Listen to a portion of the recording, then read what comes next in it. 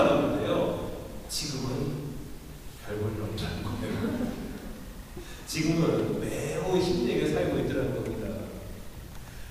성모님께서도 분명히 거부해야 할 상황, 그 상황도 기쁘게 받아들이시죠.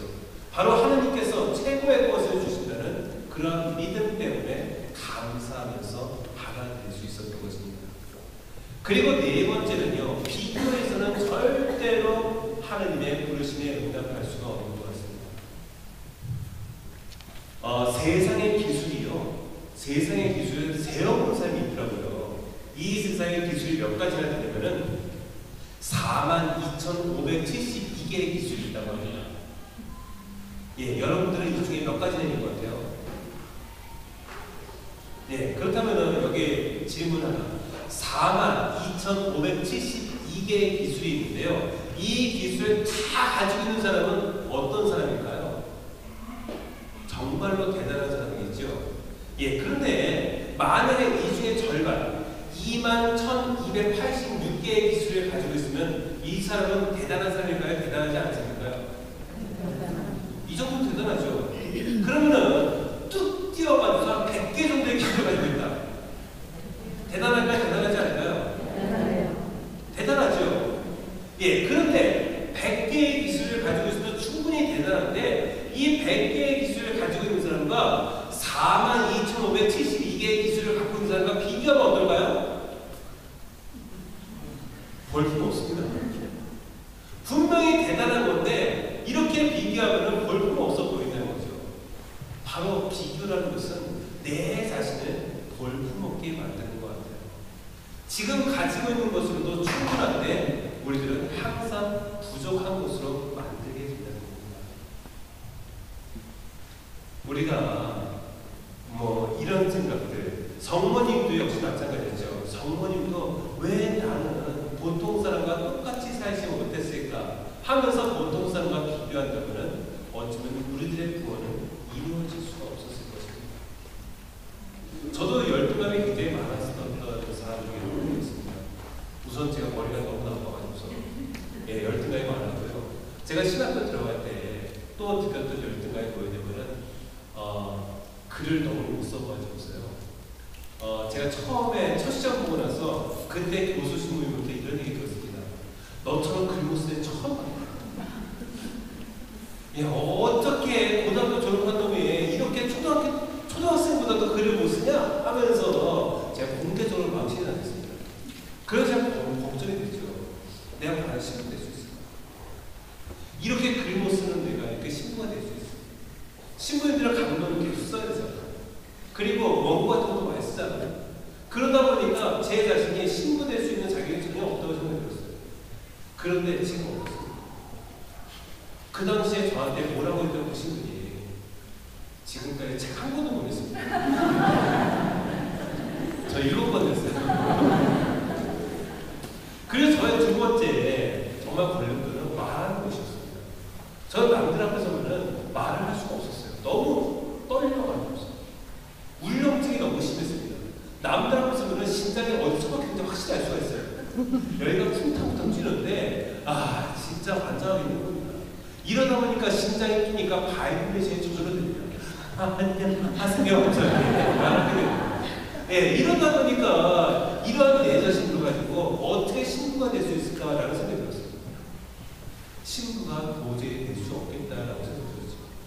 그런데 하나님께서는 이렇게 부족한 나무 쓰고 계시더라고요. 없는 재능이라고 생각을 했는데 지금 보니까 요즘에는 말하면서 먹고 살고 있더라고요. 바로 내가 가지고 있는 거 아무것도 아니더라도 그것을 통해서도 하나님의 영광을 충분히 드러낼 수 있다는 것. 이 사실을 여러분 모두 잊지 않았으면 좋겠습니다. 그리고요, 아까도 잠깐 말씀드렸는데 나의 잣대가 아니라 하나님의 잣대로 생각하고 판단하셨으면 좋겠습니다. 제가 어떤 동물의 울음소리를 한번 쭉 말해볼게요. 이 나라마다 똑같은 동물인데 표현하는 그 양식이 다르더라고요. 중국에서는 이 울음소리를 이렇게 표현합니다. 구오 구오. 일본은 캐로 캐로. 태국은 옵옵옵옵. 미국은 리빗 리빗 리빗. 영국은 크로크 크로크. 러시아는 크바 크바. 프랑스는 코아 코아. 독일은 쿠아크 쿠아크. 헝가리 브레케케 브레케케. 터키 브락 브락. 아랍 가르가르. 무슨 동물일까요? 무슨 동물의 울음소리일까요? 네, 개구리입니다. 개구리. 예, 우리나라는 어때요? 우리는 개굴개굴이죠. 네. 개굴개굴개굴이 노래를 한다 이렇게 하잖아요. 예, 우리나라는 개굴개굴인데 개굴개굴로 다 표현할 것 같은데 나라마다 이렇게 다르더라고요. 예, 그 개굴의 울음소리조차 통일을 못 시키고 있습니다. 하물며 하느님의 뜻이 각자마다 다 똑같아질 수 있을까요? 그렇지 않습니다. 하느님의 일이라는 것은 각자에 맞게 가장 최고의 것을 주시는 하느님의 일이 아닌 것입니다. 그렇기 때문에 나의 잘대로 하느님의 뜻을 판단할 수 없다는 거예요. 우리가 물의 모양 한번 생각해보죠. 여러분 물의 모양이 어때요? 저희 물이 있는데 이 물 모양 어떻습니까? 예, 통 모양이에요. 통 모양. 예, 물통 모양. 예, 만약에 이 물이요 저 컵에 담겨 있으면 컵 모양이 되겠죠. 예, 물이 액체이기 때문에 이 물은요 어디에 담겼느냐에 따라서 그 모양이 바뀐다는 것을 알 수가 있어요. 저는 어쩌면 우리의 마음에 따라서 하느님의 모습도 바뀌어질 수 있는 것이 아닐까. 내 마음이 크고 그리고 내 마음이 아름답다면 하느님의 일도 내 안에서 크고 아름답게 변하고요. 만약에 내 마음이 조그맣고요 내 마음이 못생겼다면 하느님의 일도 내 안에서 못생기고 조그매질 수밖에 없는 것입니다. 바로 내 마음이 굉장히 중요합니다. 어떤 형제님이 있었어요. 이 형제님이 경제적으로 너무 어려워.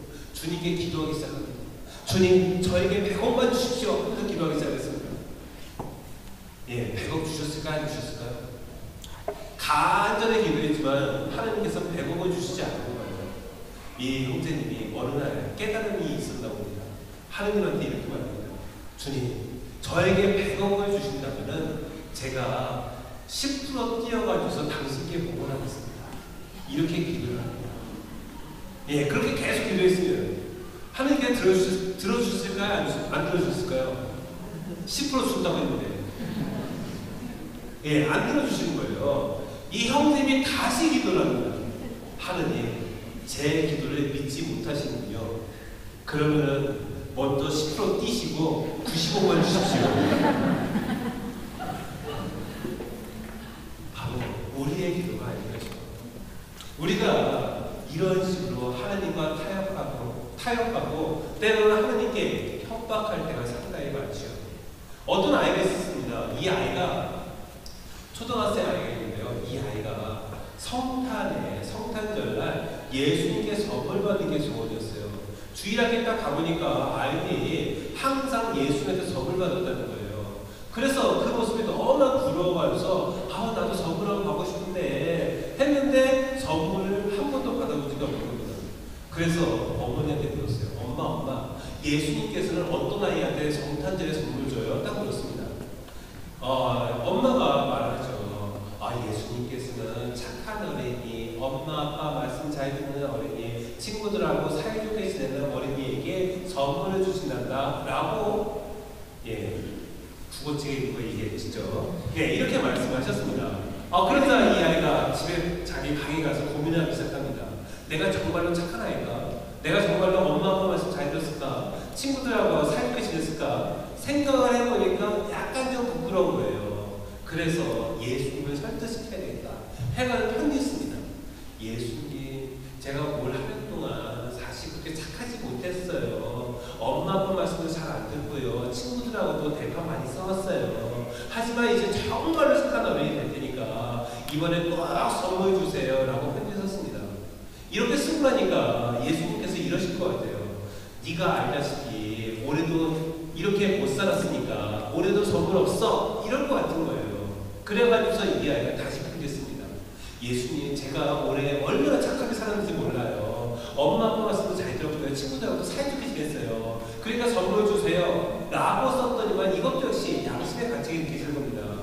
예수님께서 너 나한테 뻥치고 있어 하면서 또 선물 없어 라고 말할 것 같은 거예요. 그래서 또 찢어버렸습니다. 그러면서 어떻게 하면 선물을 받을 수 있을까 막 고민하다가 좋은 생각이 나는 거예요. 거실로 막 뛰어갑니다. 그리고 거실에 있는 신장을 성모상을 딱 들고 와요. 그리고 자기 침대 밑에다 싹 집어넣습니다. 그리고 편지했습니다. 예수님이 아니에요. 예수.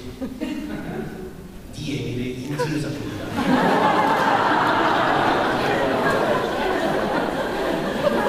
선물 내놓지 않으면 애미가 어떻게 될지 모른다. 당장 선물 내놔라 라고 편지를 썼다고 합니다. 예, 이게 그냥 무서운 이야기가 아니라는 거예요. 우리의 기도가 이렇거든요. 예수님, 제가 이렇게 할 테니까 저한테 이렇게 해주세요 라고 말하는 기도가 얼마나 많습니다.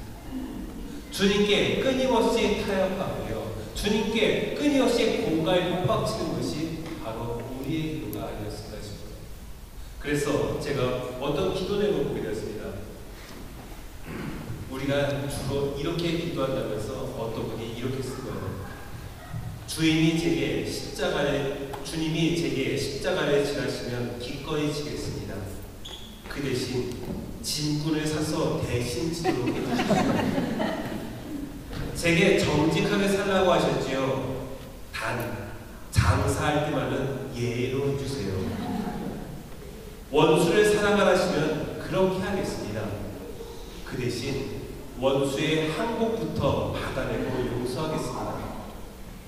주님이 물질을 바치셨으면 기꺼이 바칠 것입니다. 그러나 액수가 중요한 것은 아니잖아요. 체면을 유지할 정도의 헌금을 드릴 테니 주보에 꼭 이름을 넣어 사람에게 알려주세요. 바로 이것이 어쩌면 나의 기도, 나만의 기도가 아닌가 싶어요. 이제는 이런 기도가 아니라 진정으로 주님께서 원하시는 기도, 바로 주님께서 원하시는 이해하고 살아가는 그러한 기도를 바쳐야 될 텐데, 성모님께서는 그래서 바로 이렇게 기도하셨기 때문에 제대로 응답하실 수 있었어요. 성모님은 하느님의 선택에 용기 있게 응답하셨기 때문에 바로 우리의 어머니 그리고 하느님의 어머니가 될 수 있었습니다. 보십시오, 저는 주님의 종입니다. 말씀하신 대로 저에게 이루어지기를 바랍니다. 바로 주님께서 가장 원하시는 말씀이 아니었나 싶습니다. 우리도 하느님 아버지께 이러한 기도 내용을 바칠 수 있어야 될 것 같습니다. 어떤 괴팍한 교수를 못한 심리학과 교수가 시험 문제를 냈다고 해요. 시험 문제 내용이 겁니다. 다른 사람을 열받게 하는 가장 간단한 방법은 그런데 어떤 한 학생한테만 A 플러스를 줬다고 해요. 그 학생은 이렇게 썼다고 합니다. 뭘 보시오? 기분이 좋았겠어요? 안 좋겠어요? 안 좋겠죠. 우리가 말로써 상처 줄 때 굉장히 많습니다. 바로 나의 이웃들에게, 어쩌면 하나님께도 말로써 끊임없이 상처를 주는 것이 아닌가 싶어요.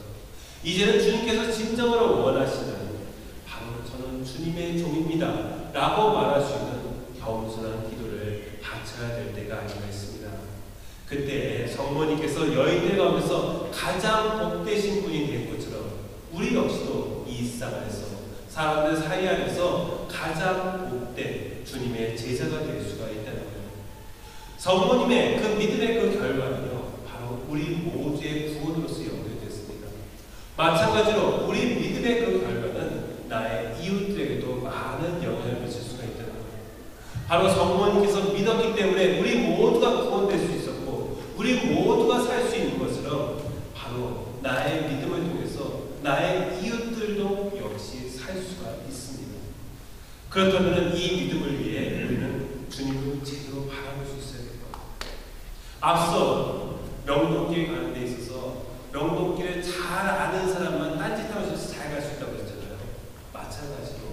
우리가 주님을 제대로 볼 때 주님과 함께 걸어갈 수 있는 것 같아요. 제가 이렇게 안경을 쓰고 있어요. 저는 그 컴퓨터를 오래 해서 그런지 몰라도 눈이 상당히 안 좋습니다. 눈이 안 좋은 것뿐만이 아니라 젊은 나이에 노안까지 왔어요. 예, 그래서 제가 지금 가지고 있는 게 근시 있고요, 난시 있고요, 원시도 있습니다. 예, 그러다 보니까 안경도 다 초점 써야 되고요. 불편한 것이 한두 가지가 아닙니다. 그런데 저는 사람들한테 그 눈이 나쁘다는 얘기 종종 하지요. 그런데 눈이 나쁘다 할 때 제가 이렇게 여러 볼 수 있는 것은 뭐 때문에 보는 거예요? 바로 이 안경 때문에 봅니다. 사실 안경 벗으면 뵈는 게 없어요. 예, 바로 이 안경이 제 코끝에 걸려있기 때문에 여러분을 볼 수가 있고 사물을 제대로 볼 수가 있습니다. 근데 저는 한 번도 이 안경에게 감사 인사를 해본 적이 없는 것 같습니다. 이 안경의 존재에 대해서 잘 깨닫지 못하고 있더라는 거죠. 어쩌면 우리가 하느님이 되는 이런 것이 아닌가 싶어요. 하느님이 나와 늘 함께 하시는데도 하느님의 그 존재에 대해서 감사하지 못하고 하느님의 존재에 대해서 깨닫지 못하는 것 같습니다. 하느님은 여러분과 늘 함께 하세요. 인도의 유명한 시인 한 분이 시 한 편에 이런 시를 냈습니다. 물속의 고기가 목마르다는 말에 나는 웃었네. 다시 한번 읽어드릴게요. 물속의 고기가 목마르다는 말에 나는 웃었네. 예, 물속에 살고 있는 물고기가요, 목마르대요. 있을 수가 있습니까? 예, 없겠죠. 예, 바로 웃을 수밖에 없습니다. 그런데 어쩌면 우리가 이렇게 사는 것 같아요. 하느님의 사랑을 받고 있고 하느님의 보상을 받고 있고 그러면서도 항상 어렵고 힘들다고 말한다면 바로 물속에 살면서도 목마르다고 얘기하는 그 물고기와 뭐가 다를 것인가 라는 생각을 하게 됩니다. 바로 우리가 이 세상에서 추구하고 있는 행복, 진정한 그 행복을 어디서 찾는가 다시 한번 생각해 봤으면 좋겠습니다. 그래서 우리가 부족하고 나약하기 때문에 우리는 주님의 그 부르심에 제대로 응답할 수가 없습니다. 그래서 우리는 성모님께 매달려야 됩니다. 끊임없이 성모님께 매달려야 하지만 우리가 우리의 부족함과 나약함을 채울 수가 있습니다. 그래서 여러분에게 성모님께 매달려야 되는 이유가 적혀있는 복음 말씀 하나 읽어드릴게요.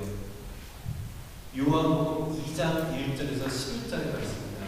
뭐냐면 가나의 혼인잔치야. 읽어보겠습니다. 갈릴레아 가나에서 혼인잔치가 있었는데 예수님의 어머니도 거기에 계셨다. 예수님도 제자들과 함께 그 혼인잔치에 초대를 받으셨다. 그런데 포도주가 떨어지자 예수님의 어머니가 예수님께 포도주가 없구나 하였다. 예수님께서 어머니에게 말씀하셨다. 여인이시여, 저에게 무엇을 바라십니까? 아직 저의 때가 오지 않았습니다. 그분의 어머니는 일꾼들에게 무엇이든지 그가 시키는 대로 하여라 하고 말하였다.